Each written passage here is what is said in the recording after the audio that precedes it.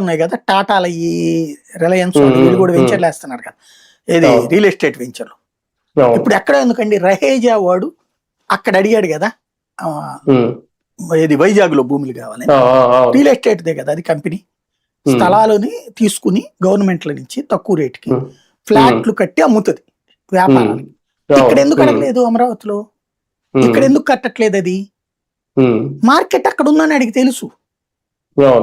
ఇక్కడ first basic గా Amaravati success కావాలి అంటే ఒక కిక్ కావాలి. ఏదైనా అట్లాంటి ఒక బూమ్, మనం అర్జెంట్కి ఇక్కడ వ్యాపారం పెట్టాలి ఇట్లాగా అనేటువంటి ఫీలింగ్ రావాలి. వ్యాపారం పెట్టాలంటే జనం రావాలి. జనమున్న చోట 5 స్టార్ హోటల్ కడతాడు కానీ, జనమున్నటువంటి చోట్లన ఒక షాపింగ్ మాల్ కడతాడు కానీ, జనం లేని చోట ఏం చేసుకుంటాడండి?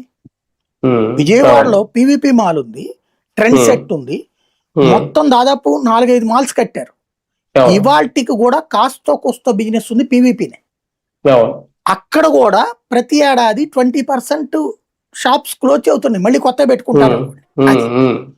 ట్రెండ్ సెట్ అయితే కనుక పోయింది, అది ఎవడ వెళ్ళట్లేదు అక్కడికి. అట్లాంటి మాల్స్ కి సంబంధించిన ప్రాబ్లం ఉంది. ఏది 15 లక్షల జనాభా ఉన్న చోట ఇక్కడ ఎంతమంది ఉంటారు జనం? అవును, అసలు ఇప్పుడు ఉండరు కదా జనం అమరావతి, అది సమస్య. సార్ ఒకటి ఇప్పుడు మళ్ళీ అంటే ఈ ప్రకటనలు ఇవన్నీ చూస్తా ఉంటే 15 ఏళ్ళ టైం ఇవ్వండానో లేదంటే మేము ముగ్గురం కలిసి ఉండాలనో, మళ్ళీ ఇలాంటి సిటీ ఇలాంటి నగరం రావాలి